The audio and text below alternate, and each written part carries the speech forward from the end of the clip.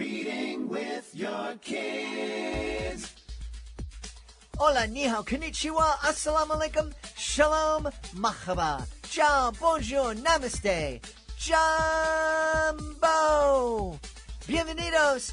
Hey, my name is Jedley. Welcome to Reading with Your Kids. We're coming to you from the beautiful, wonderful, lovely neighborhood of Reedville, located in the southwest corner of Boston, Massachusetts. We are so very honored and absolutely delighted that you join us in our mission to help all families grow closer through reading. We do that by sharing fun, thoughtful, and thought-provoking conversations with fascinating people who just happen to be writing books for kids of all ages. You can join us in that mission by recruiting new members of our team and telling all of your family and friends that they can hear us on the WREB AM/FM 24/7 radio network. And they can find us on the iHeartRadio app, on Spotify, Apple Podcasts, Amazon Music, Good Pods, Podcast Addict, Audible, CastBox, Player FM, Boomplay, Ghana, wherever you find your favorite shows. We have two wonderful guests returning to the show. First up, Stephen Joseph is here to celebrate Snoodles in Space. It's book 3 in his Snoodle series. And later in the show, Meira Rosenberg will be back to celebrate 28 Days of Neon.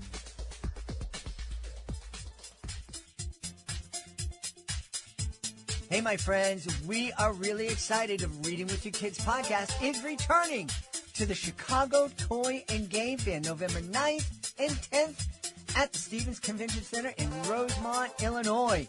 Let your imagination come to life at the Chicago Toy and Game Fair, the ultimate family play experience. Dive into hands-on fun with the hottest new toys and games, meet the inventors behind your favorite products, and even get a sneak peek at what will top holiday wish lists this year. From interactive play zones to exciting competitions and exclusive giveaways, there's something for every member of the family at the Chicago Toy and Game Fair. And don't miss the Young Inventor Challenge, where kids showcase their creativity and innovation. Who knows, you just might meet the next big inventor. Join us at the Donald E. Stevens Convention Center in Rosemont, Illinois, November 9th and 10th. Whether you're a game enthusiast or just looking for a fun weekend with the family, the Chicago Toy and Game Fair has it all. And like I said, the Reading with Your Kids podcast will be there, and you may have a chance to be heard on the show. Get your tickets today and bring the magic of play to life. Visit shytag.com for details, and be sure to use the discount code READ, R-E-A-D, at checkout to save on tickets. Hey, parents and educators, are you looking for a fun way to help kids understand their feelings? Check out Felipe the Feeling Frog from the Caring Critter series, written by Zeba McGibbon. In this engaging book, Felipe explores his neighborhood and learns that there are no bad feelings, just easy and hard ones that need the right strategies for self-regulation. Perfect for kids ages 4 to 7, Felipe the Feeling Frog teaches essential emotional regulation skills through captivating and relatable stories, as well as adorable illustrations by Denise Walker. Written by a dedicated kindergarten teacher, Felipe the Feeling Frog shows children that all feelings are okay, but it's how we manage them that matters. Felipe and his friends model different emotions and strategies, making it easy for kids to learn and apply these skills. Don't miss this valuable resource for social and emotional learning. And stay tuned for more from the Caring Critters series, including the upcoming Trixie the Thoughtful Turtle. Grab your copy of Felipe the Feeling Frog today and help your child navigate their emotions with a smile. Join us right now from the New York City area. We are excited to welcome back our guest. We're celebrating the book 3 in the Snoodles from Space series. Please welcome back to the show, Stephen Joseph. Hey, Steve, how are you? I'm doing great. Thanks for having me, Chad. Delighted to have you back on. This is a really fun series. Tell us about the series, and then we'll get into book 3. Okay, so there's 3 books. So the first book was Snoodles, Cadoodles, Poodles, and lots of noodles. And that was a book. It basically introduced us to Herbie Snoodleman, who invented the Snoodle. The Snoodle runs on noodles. And it's a great way of transportation. You just go to the ramenoleum, fill up your Snoodle with noodles, and off you go. And not only that, you come home, you can press a button, you have a bowl of noodles for dinner. It's really, really nice. And replace the Krautmobile, which ran on sauerkraut. And, you know, nothing wrong with sauerkraut, but if everyone's driving around in with sauerkraut powered vehicles, everybody starts smelling like sauerkraut.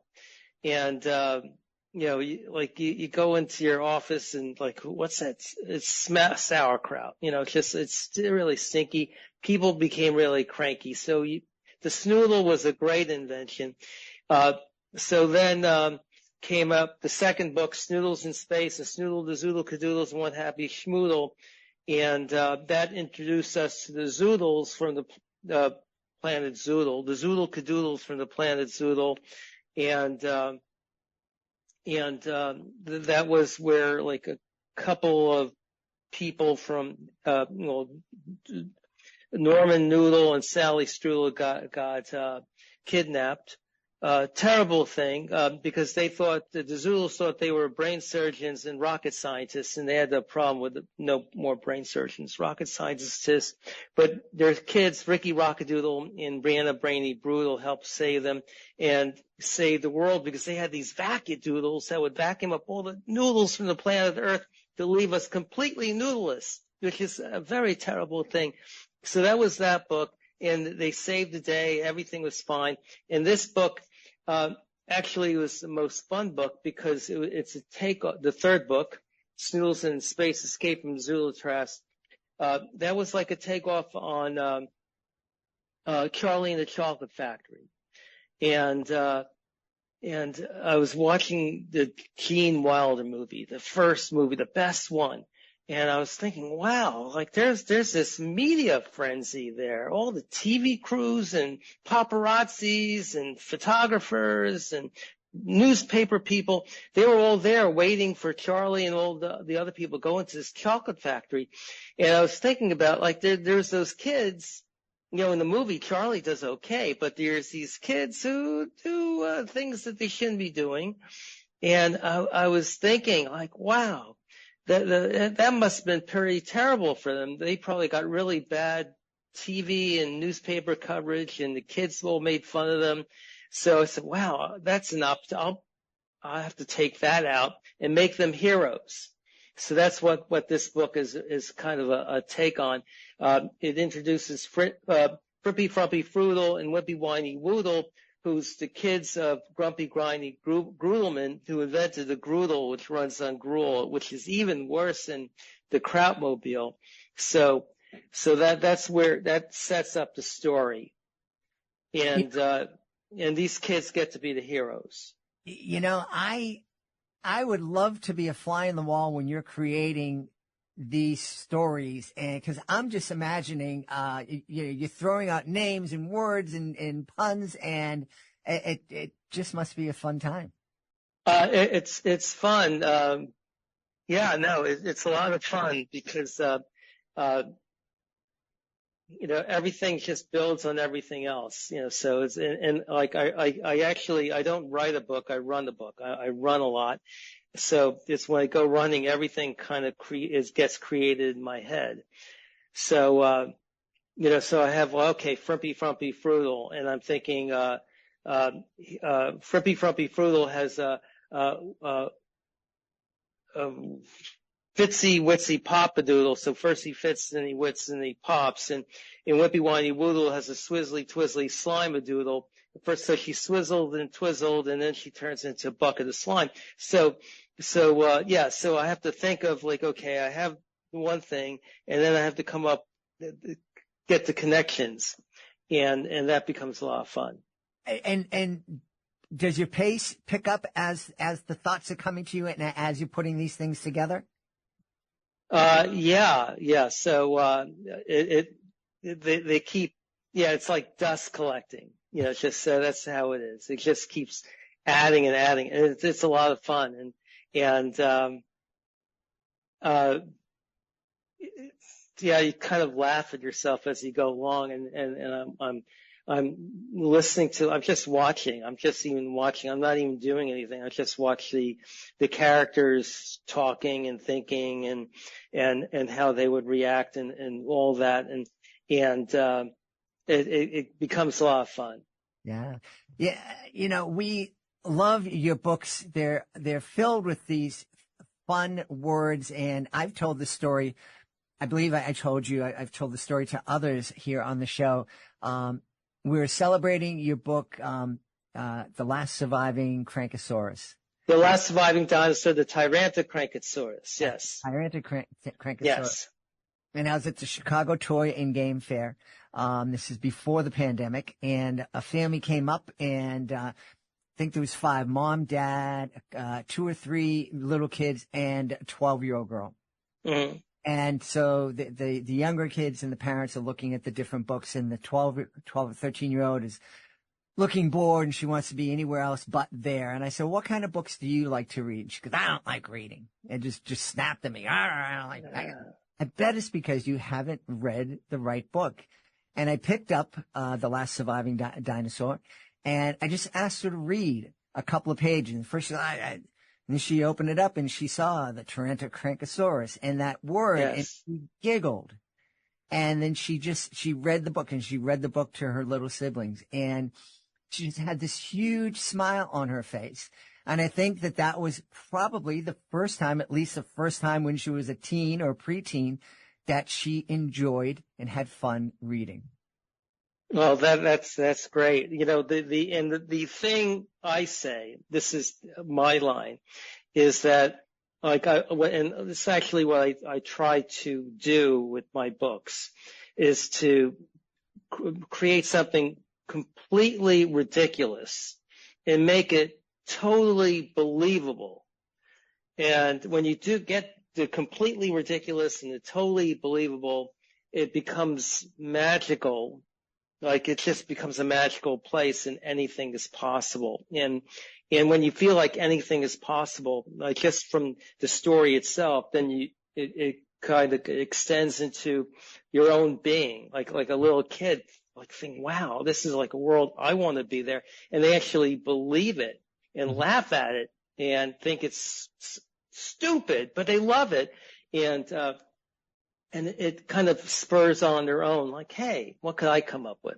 Yeah, exactly. And it's, you know, in the kind of the same vein as Captain Underpants, you know? Yes, I've read the books. Absolutely outrageous. How in the world? But kids love it. And I remember reading all those books with my son when he was a kid. And so, you know, that's kind of where I put your Snoodle books in that league, and that's pretty good company to keep. Well, thank you. Yes, I've read those books. My daughter was into that. She got me into the day my butt went psycho, and which is like, it's like kind of crazy when you lose your butt. But yeah, it was just, but you follow it, and it's like, wow, this is like exciting. Yeah.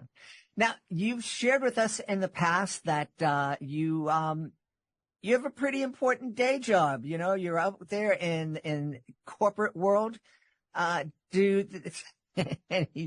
Steve just put this very unhappy face on when I reminded him. But I'm wondering if the Snoodles ever creep into that world. The Snoodles, that doesn't creep into the world, but I've written 2 adult books, The Grown-Up Guide to Effective Crankiness, Cranky Superpowers, Life Lessons Learned from the Common Crankosaurus Chronicles. And so much of that, it gets inspired by my day job. So something will happen, in my day job. I go, yep, that's something there. So like I do a lot of negotiation. I'll be at a mediation, and the mediator says, don't shoot me. I'm just a messenger. It's like, you know, so I have shoot the messenger Crankosaurus. I said, well, geez, if I wanted a messenger, like you pay this guy $500 an hour, I could get a messenger for $15. And so it became a whole story. getting on my nerve. I have a chapter in that book, Getting on My Nerves, Crankosaurus, which I actually, everybody gets on everybody else's nerves. And I talk about lawyers and explain law school, where like the first year, the only thing you learn is how to get on people's nerves. The next year, you learn how to rub people the wrong way. And then the third year of law school, you learn how to get underneath people's skin. And when you can do all three exactly at the same time, you're a lawyer. So, and I surround myself with these people, and so I could get cranky. I suppose so. Have you always been this funny? Were you a class clown growing up or in law school? I don't know if the class clown. I had a friend who was a class clown, and I kept saying, he's not funny. So I kind of had to improve on that, I guess. But I was a funny person. I look at different things, and I always find something to laugh about it. And usually it's the stuff that people don't laugh about. So like I talk about cranky. And I come up with stuff that makes crankiness fun. So even in this book it has that element of crankiness. Like people don't get cranky with the Krautmobile, and it becomes a fun thing. Yeah. I just love it. I think it's kind of a superpower to be able to turn somebody that gets under your skin and someone who's annoying, and just turn it into something funny. Yeah, no, I think it's really important. And, when they talk about that stuff, I talk about I call it the common Crankosaurus. And saurus is the Yiddish word for problem. So, the Crankosaurus. So I give it a name, and I call it, the common Crankosaurus because, you have a common cold because you have 2 a year, and common Crankosaurus, you can have 3 or 4 in the morning alone. So the thing about it, when it is so common and it happens to everybody, and, so you have to look at it in a lighter way and have fun with it. Yeah. You do sprinkle some Yiddish phrases throughout your books, and it's important for you to share that part of your life and heritage? I think because there's so much humor there. There's so much humor in that, and if I could pull out stuff like that, I know, like in my last book, I talk about like my parents. My father bought my mother, took her on a blind date. Bought my mother a cup of coffee and asked her to marry him on the first date, just after a cup of coffee. And I asked my mother many years later, like, how could you marry this guy? I didn't even know him. And my mother said, he looked like a hard worker. So it's like, but it's just, funny things like that, where it's real. And that spurred on like a lot of again, like in that chapter, I talk about this couple getting married, and the minister, do you take this woman for better or for worse? He goes, yeah, sure. And you have to pick which one, better or no. You have to pick one or the other. You can't pick both. And of course, in the like when the husband Seymour, he goes, why can't I pick both? He goes, if you pick both, you need lawyers. They have to negotiate what is better, what is worse. Let's say one person thinks he got better, the other person thinks he got worse. And it costs hundreds and hundreds of thousands of dollars. So they end up picking, we'll pick worse, afterwards. And sickness and health, I'm feeling sick already, sickness, so, but just again, it's like borrowing from my legal world that I live in, and it's just like, and I find so much funny things in my day job. So just another example, I manage lawyers, and I've heard so many times we have to fight fire with fire. I go, wow, this is really interesting. So I went to the firehouse And I asked the fire chief, what high impact explosives do you use to put out fire? I'm thinking smoking in bed, and I want to know how much lighter fluid I need to put on the mattress before lighting up.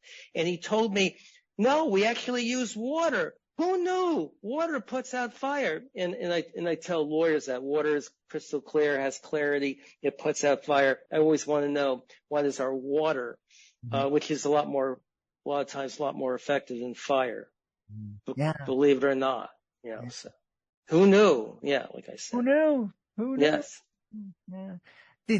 Managing lawyers, first that sounds like trying to herd cats, but that's probably easier. Yes. Do you think that's sort of that experience? Did they sometimes make you feel, I'd rather just be with a bunch of kids, making them smile? Yeah. This is a lot more fun. And I get to work with an amazing illustrator, Andy Case, who's my illustrator, and he's out in England, in Nottingham, England. And, there's nothing better. The back and forth, we'll have our Zoom meetings, and I'll fly out to Nottingham and have a pint of ale with him, at the old road to Jerusalem, which if you like beer, it's the best place in the world. It opened up in 1118. So I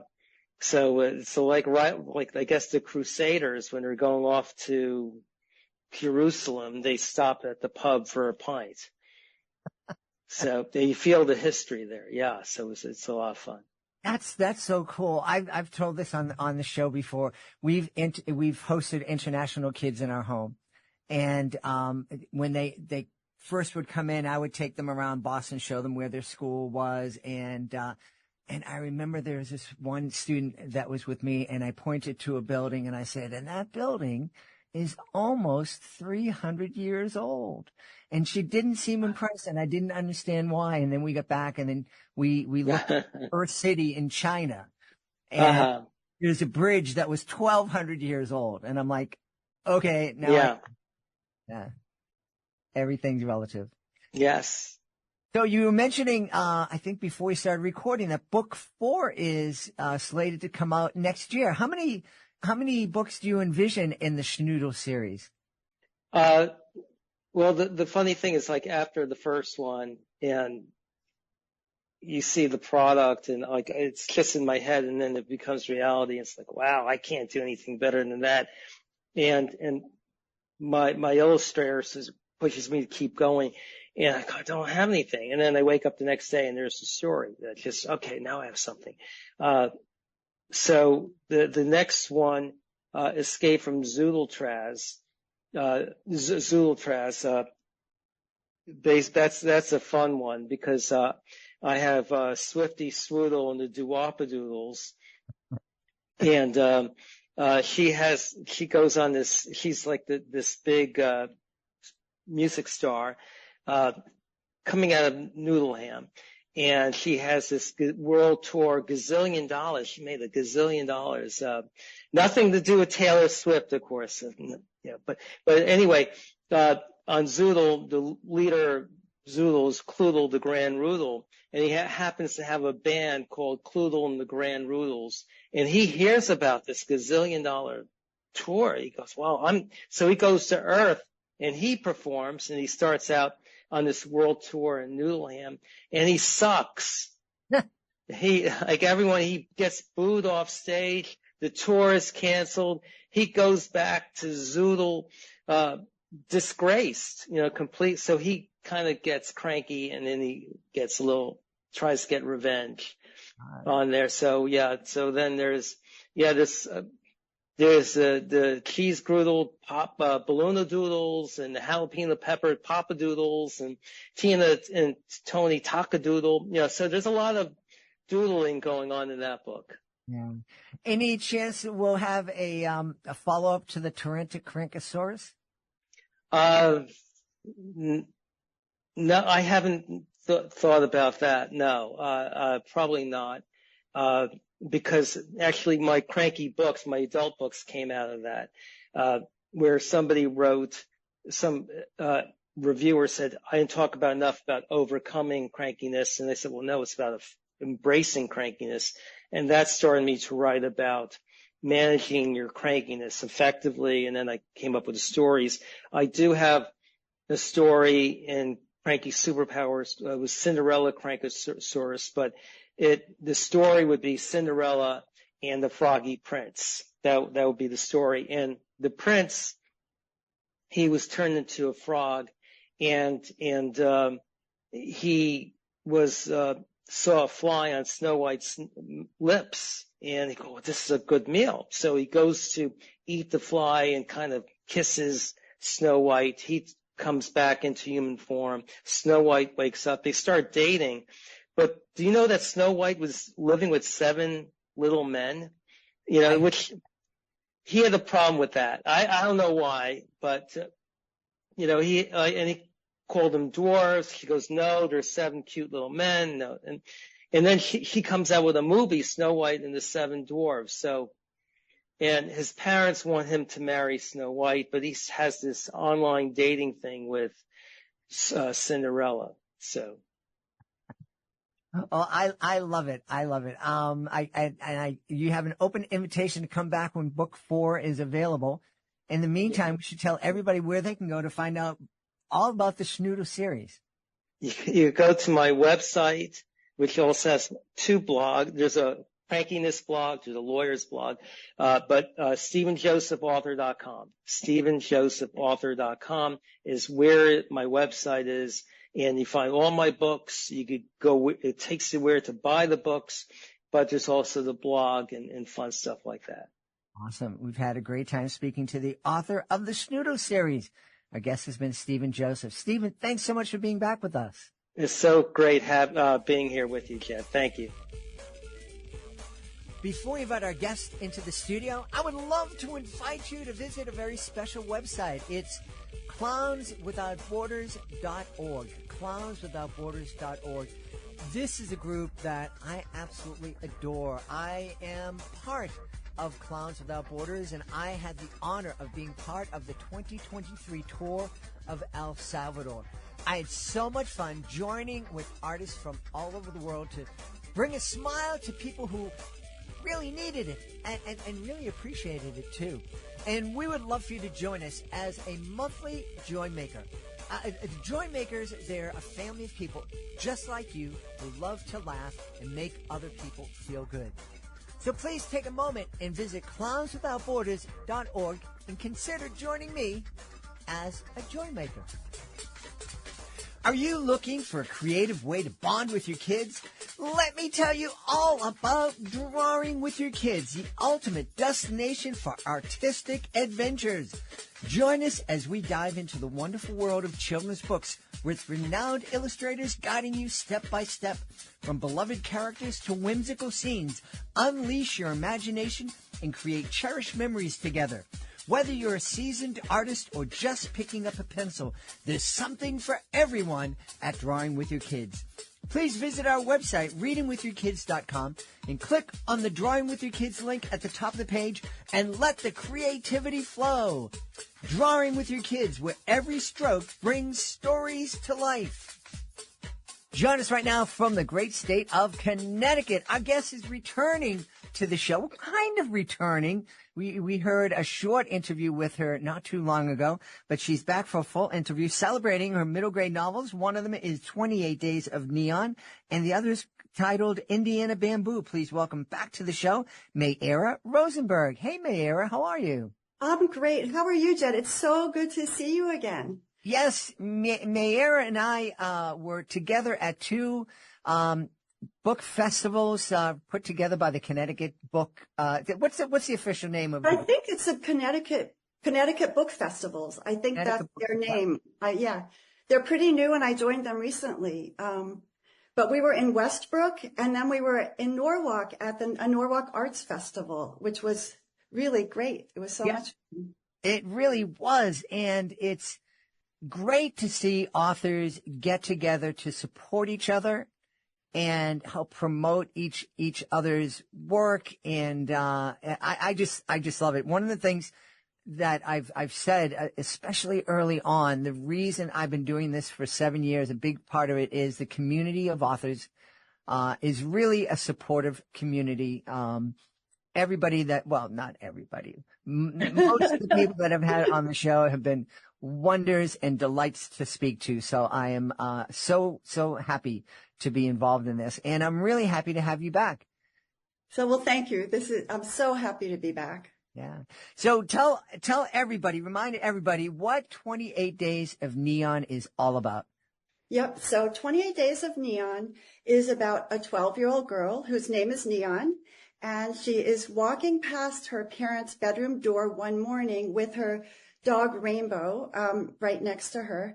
She's getting ready for school, and she walks past their door, and she hears some whispering, and she just gets bits and pieces of what they're saying. And then she goes back to her bedroom and sits on her bed, and it hits her that what they were saying, she thinks, is that she has 28 days left to live. And she is just, of course, like devastated. She can't believe it. And then she decides she has to get a miracle so that she can live. But she realizes Neon is a very popular girl, and she knows that she's not the nicest girl, but she's also not the meanest girl. But she figures she's not on the, number one kid on the top of the Get a Miracle list. So she tries to think of, what can I do to get a miracle? And then she has an epiphany and decides that she'll do good deeds. And as she's thinking about this, it's a little bit funny because she has a best friend, Jenna, who is also very popular, but very nice and a very good girl. And she's thinking Jenna would know good deeds to do in a minute, and she can't think of anything. And then she accidentally does one and then comes up with others. And so that's what this story is about. As far as the plot. But there is a lot of humor in this story, despite a girl who thinks she's dying. There is, of course, a lot with her worries about whether she's dying. And there's also sadness, though without completely giving it away to parents who might be listening, because last time I didn't want to give it away at all. I will just tell you that I cannot even watch movies or TV in which a child dies. So I'll just give you that hint. But there is still sadness in the book. So it is a book that helps kids who are, I'd say sort of 10 years old and older, just deal with the idea of death in a safer way. Yeah. This is, as you said, alluded to, that a lot of parents, I don't want to talk to my kid about someone dying, especially one of their peers dying. It's terrible. Don't bring up the subject. The reality is, kids die sometimes. And I know in my kids' lives, they had two of their peers pass away way too early, and one of them, who is a close neighbor, heroically battled cancer for, I think, 4 years, maybe more, and it was a real horrific experience for her. And the good part of that story is at the funeral, her dad got up and said, Jamie wanted to tell you all that I love you. Oh, and she's so positive. Always, just one of this kid, she's like, I'm going to graduate from high school. Yes, she did it. I'm going to go to, China with my high school. She did it. It was great. And, I just went off on a tangent, which I am apt to do sometimes. And somebody, but that's so sad. And I know, we have 3 children who are all now, young adults. But each of them, it seemed as if it was sort of close in time, lost a friend. And it was so it's obviously so tragic for the family. And it was so sad for our children and all of the friends. It's just such a sad, sad thing. And talking to children, about death in general, I know I said last time that I just hated the idea, really, of even telling my children that death exists. Like every bad thing that there was and is in the world, when you have such young, precious children, and gradually they're going to learn about every single bad thing, it's so hard to think of that. And especially when you have to tell them about it. Or my mom died when, our oldest child, when Ben was 2, and our daughter was only 7 months old, and our third child wasn't born. But Ben was old enough to know that she was gone, and he kept asking for her. And it was very hard to figure out, how do you tell a 2-year-old, about that. So it is a very hard, can be a very hard subject. But I do think that, as with all things, fiction is a wonderful way to learn about anything and to grapple with any subject, whether it's happy or sad or in between, because fiction is so good for us to, sort of live someone else's life and experience whatever they're experiencing, but it's not ours. So, you do it in that way. And I think, fiction creates empathy. It does all kinds of wonderful things. So besides with, sad and serious topics, I think fiction is just so good for children and good for everyone. I mean, I'm a big proponent of fiction for everyone. Yep. Yeah, this would be, I think, a fantastic book for a family to sit down and to co-read together, or even read aloud together. There's a lot of benefits to reading aloud with your older kids. I mean, the first conversation I think I would have with my kids, if they were in the middle grade years and we were reading this book together, would be, hey, if you think you overheard us saying that you're going to die in a month, can you come and talk to us, please? I know, that is like, when I was writing this, I kept thinking, would this really happen? And I thought about myself as a child, and I thought about some other people I knew, and I had so many worries that I didn't share with my parents. My mother was quite sick for a while when I was young, and I was very, very worried about her, and I kept it to myself a lot. But of course, everybody would know that I was worried. But there were so many things, and I knew so many kids who just didn't tell their parents, even when we were 5 years old. I mean, things that we were thinking and things that were happening. There are kids who would hear something like that and who would not ask. And in Neon's case, part of the reason she doesn't ask is because as the novel progresses, there are various points when she's sure she's wrong. She was like, oh, no, of course not. I didn't hear that. That's one reason she doesn't ask. And then the other reason, she realizes that she's not asking them because if she asks them and it's real, it'll make it very real. And in her mind, as much as she's worrying and doing these good deeds to get a miracle and, and all kinds of interesting, funny things happening, with the good deeds, but as much as she is worrying, there's still a little part of her that doesn't think it's true, which is, that comes out in those very specific moments. And if her parents confirm it, that would be horrible. And then there's another point when she thinks, maybe they're not telling me because it would be as painful for them to tell me as it would be for me to hear it. So she doesn't think of herself as an introspective kid at all. But as the novel goes on, she becomes more and more introspective and also more thoughtful and kind to other people. She learns a lot through this, though I wasn't writing it with the intention of having lessons or having her learn a lot. She just did, it just happened. Where did the inspiration for this book come? So that is such a good question. I can tell you where I was when it came. But with Indiana Bamboo, and we can maybe get to that later, I have very clear, places about how that book came to be, because I was getting a Master's of Fine Arts in writing, and it started in a class.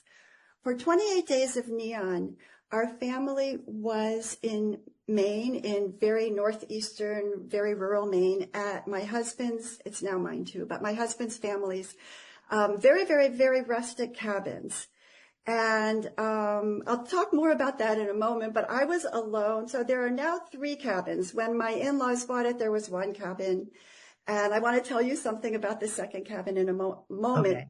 But I was in the littlest cabin. We call it the sleeping cabin. And I was there by myself. Everyone else had gone off to do various things.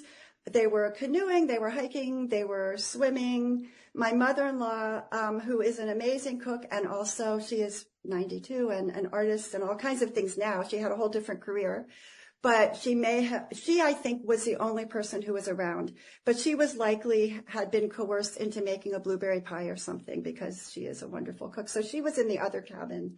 And all of a sudden, I just thought, I wonder what it would be like to be this girl who is dying or thinks she's dying, and she only has 28 days to live. And that was it. It was one of those ideas that just comes. And then I very unrealistically thought that I would be able to write this book quickly. So Indiana Bamboo at that point was in the midst of being published. And I had started a sequel to Indiana Bamboo, and I wanted to finish that very much.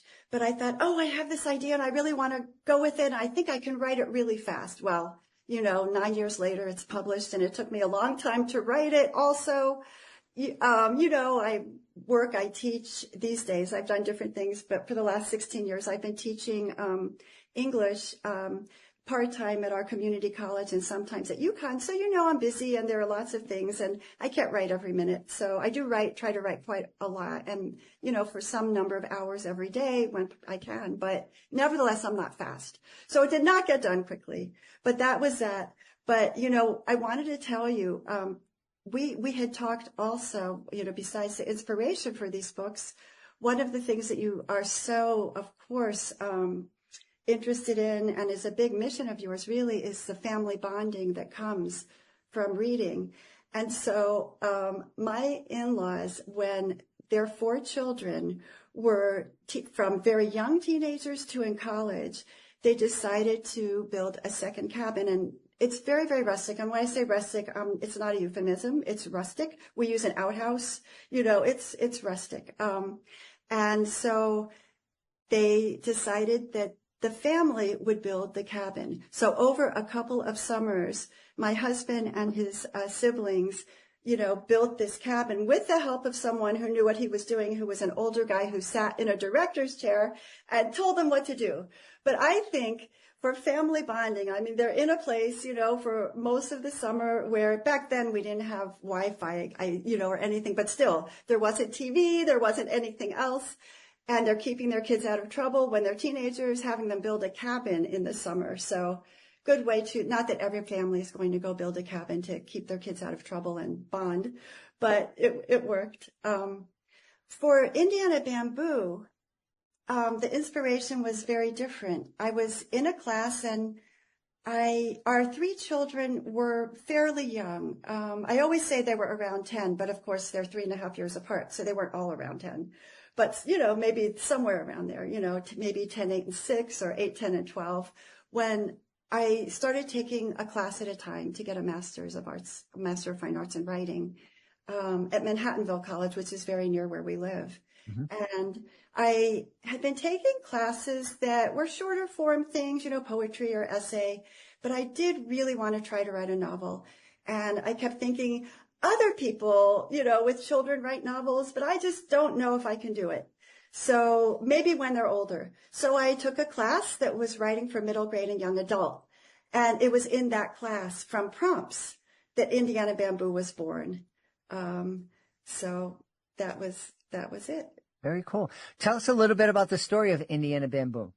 So Indiana Bamboo is about an 11-year-old girl named Indiana, who is growing up in a small town in Indiana where I grew up. I grew up in Cincinnati, Ohio, and in Indiana also.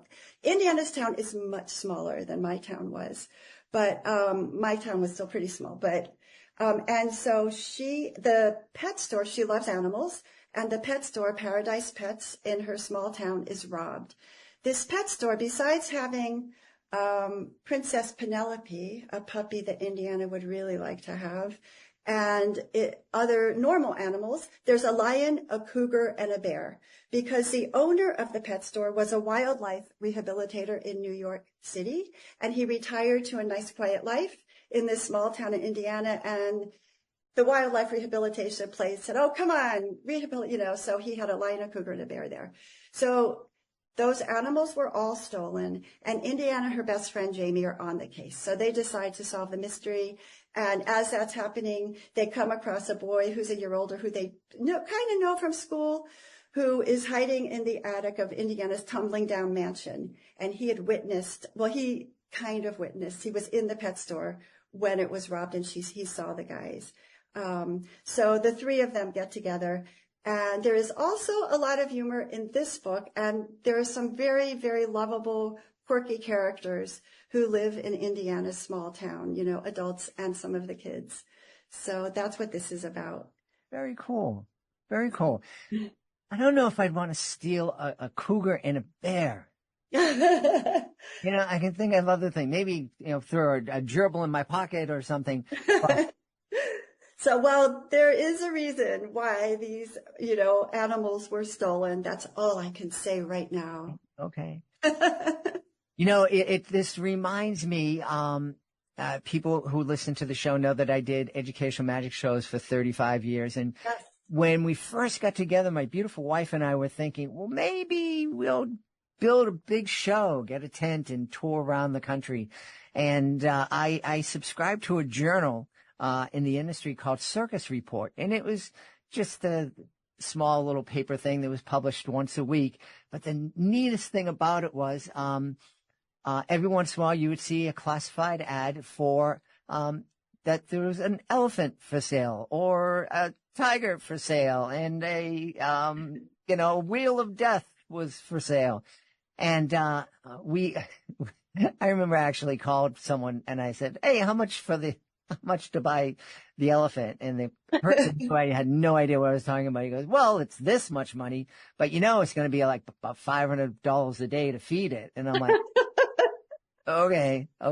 And it probably wouldn't go over big here in my neighborhood of Reedville here in Boston. So, can I tell you something about the animals here? Yes, please. So when I was growing up, the lion, cougar, and bear were inspired by real life. So one of my closest friends when I was a child, who is still one of my closest friends, her family at different points had at their house, and their house did not have lots of land. We were living in a small town. We weren't living in the, surrounding countryside or farmland that surrounded our town. So they had a lion cub, they had a cougar, and they had a bear. And the bear was in a cage on the patio of their very small backyard. And they had these animals because their son's friend owned a pet store. He was very young. He was, probably in his 20s. And he was also somehow trafficking in wild animals in a way that may or may not have been legal back then. And the other thing was, in our town, there was no ordinance against having a lion in your backyard, because who would ever have dreamed that anyone would have a lion in their backyard? So, and I will say, of all families, so they were taking care of these animals for this young man who owned the pet store when they were young. And for various reasons, he just needed them to be cared for. And so when I went over to my friend Alice's house, instead of the usual things that parents say, like, have a good time, be careful crossing the street, they would say, have a good time, and remember, you're not allowed to pet the lion.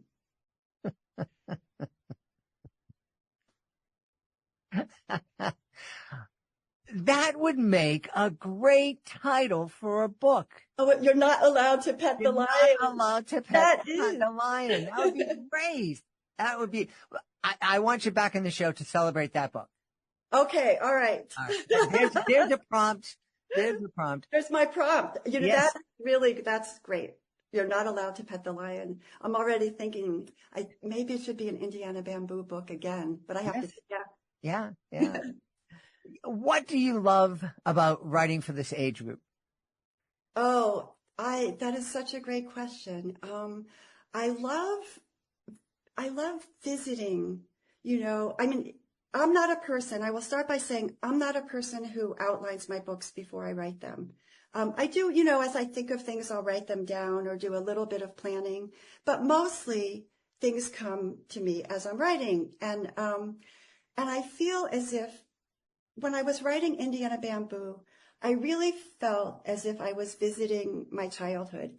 And even though I wasn't doing that so consciously, And a classmate of mine whom I hadn't been in touch with in years and years and years read it and wrote me a long email telling me all the things from our childhood that were in there, many of which I didn't know were there. It was so subconscious, you know, I just had no idea. Others I was well aware of, you know, doing homages to certain teachers whom I'd loved, you know, or making certain places be the places that were in here. But it's really a completely fictional story with some more things to do with setting. And so I like that. And I love being with kids when I'm writing about them who are that age and discovering who they are as I write. I mean, there is a great bonus when you're writing for children, which is going into schools and other places to be with children, because kids are amazing. They ask the most incredible, unexpected questions. And sometimes they're just completely, you know, you think it's just completely in outer space when a child comes up with a question, and it turns out that it's completely related to what they just heard. It just takes a while to get there. But they listen so well, and they're so interested and intrigued. And the first time I read Indiana Bamboo in a school, I had actually read it to an adult audience first. And they laughed where I expected adults to laugh. There are things that it's not a laugh a minute, but there is humor, as I said, you know. And so I got laughs where I expected them, you know. And I went to read to the kids. It was my first time, and I'm thinking they're going to laugh. No laugh. And I thought, I think they're not going to like this book. And then I'm reading, no laugh. And then all of a sudden they burst out laughing in a place that I didn't even know was funny until they laughed. And then I thought, oh my gosh, that is so funny. They're so right. And so I do love that. After I went to read to a classroom for the first time, I thought everyone should get to do this, just to cheer yourself up. Like, no matter what is going on in the rest of the world, just go be in a classroom. Now, teachers, most teachers who teach that age group do love kids, and also very professional people who, you know, love teaching as well. But you know, they're with them all day, and I think they love them. They get a little bit more tired than going in and reading for, you know, half an hour or so. Absolutely. Well, we should tell everybody where they can go to find out more about you and more about your great novels. Well, thank you. So I have a website. It's www.Meira Rosenberg, MEIRA Rosenberg, BERG.com. Also on Facebook and Instagram. And you can also find out about me from going to my wonderful publishers' websites. One is All Things That Matter Press. That's for 28 Days of Neon. And the other one is Iris Press for Indiana Bamboo. And you can find my books on Amazon and any independent bookstore. And for Indiana Bamboo, also at Barnes & Noble. I'm not sure if 28 Days of Neon is there yet. Wonderful. Wonderful. Yep. We've had a great time speaking to the author of 28 Days of Neon. Our guest has been Meira Rosenberg, and she's going to be back in the not-too-distant future to celebrate You're Not Allowed to Pet the Lion, a novel that was birthed here on the show. Birthed here. So, Jed, thank you so much. This was so much fun again, and I'm so happy to see you again today. We hope you've enjoyed this episode of Reading with Your Kids, and will join us for the next exciting episode of the show. Until then, please connect with us on social media. Facebook.com/readingwithyourkids, at Reading With Your Kids on Instagram, at Jedley Magic on Twitter. We also have a great LinkedIn page we'd love you to connect with. We have a wonderful YouTube channel, youtube.com/readingwithyourkids. You can find all of our STEM is Family Fun and all of our Drawing with Your Kids videos at our YouTube channel. And you're going to love those videos, especially the Drawing with Your Kids videos. They are really a lot of fun. Check it out today. We'd also love for you to visit our website, readingwithyourkids.com. There's a whole lot there. And there's a contact button at the top of the page.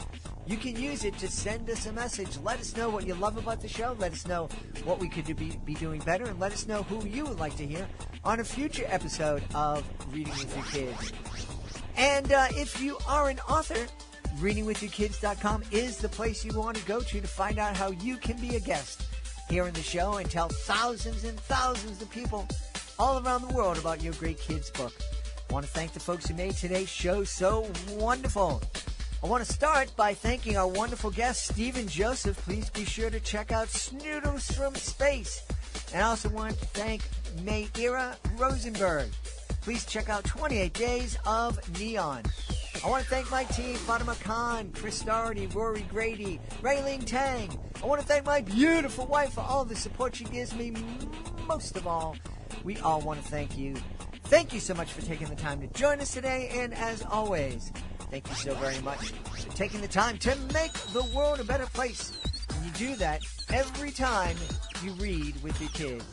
I'll be looking for the next exciting episode of Reading with Your Kids.